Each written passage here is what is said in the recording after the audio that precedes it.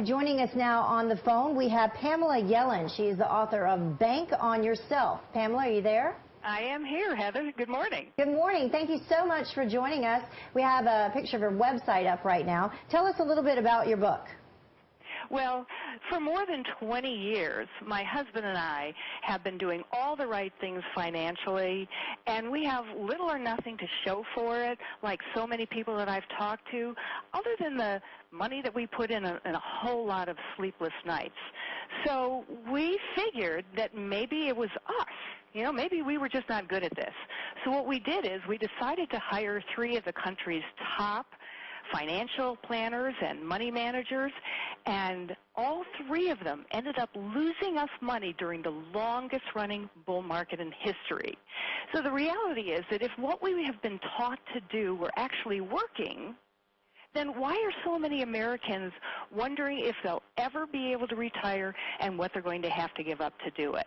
So, Pamela, you investigated more than 450 savings and investing strategies. What is your advice then? Well, the most exciting solution that I uncovered is an asset class that has increased in value every single year for more than 150 years. And that is dividend-paying whole life insurance, but not the kind that most financial experts and advisors talk about. What we found is that there are some little-known options that you can add onto these policies that make the cash value grow up to 40 times faster. And what it does is it gives people a stable financial foundation and a guaranteed predictable income in retirement. And one interesting thing, Heather, we're showing people how to use these policies to become their own source of financing so that they can eliminate banks and finance companies from their lives. So during the worst of the credit crunch, the credit crisis, people with these policies were able to get access to capital even when no banks were lending by answering just one question: how much do you want? So you think people should ask the right questions, save before investing, and then you say demand guarantees, right? Yes, exactly. And the first tip is that, as you mentioned, you should be asking the right questions. One of those questions is, how much will my retirement account be worth on the day that I plan to retire? Most people have no clue. They hope that their plan will be worth a certain amount, but hope is not a good strategy to pin your financial future on. So ask that question. If you don't know the answer to it, you don't have a plan. You're gambling, pure and simple.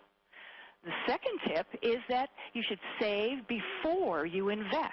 This is something that's been lost on most Americans. We need to have a solid financial foundation that we can fall back on in order to weather tough times.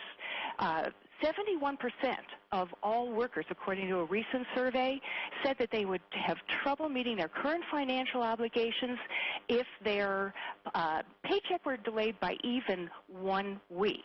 So the old rule of thumb that you should set aside 3 to 6 months worth of savings and worth of your income in a safe and liquid environment no longer holds, as a lot of people found out the hard way. What you really need is to put aside at least 1 to 2 years worth of your income in something that you can access that is safe and liquid. I got to tell you, Pamela, I'm watching as people are chatting here on our message board, and we have one person here that said, you know, hope is not a good strategy. Yes. It is not a good strategy. Okay. And what do you say to people who say that this investors call this too good to be true? How do you answer that charge? Too good to be true. Yes. There are critics of this strategy, and I have offered to debate every single one of them, and none of them have taken me up on that offer. Here's the thing. Wall Street has lost over 40% of our money twice over the last decade. How do we know that's not about to happen again? And you know what, Heather?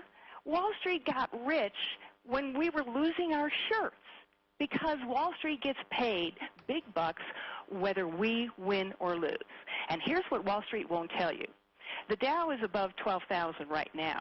And I'm going to ask a question that may sound a little bit off the wall, but when do you think the Dow will hit 27,000?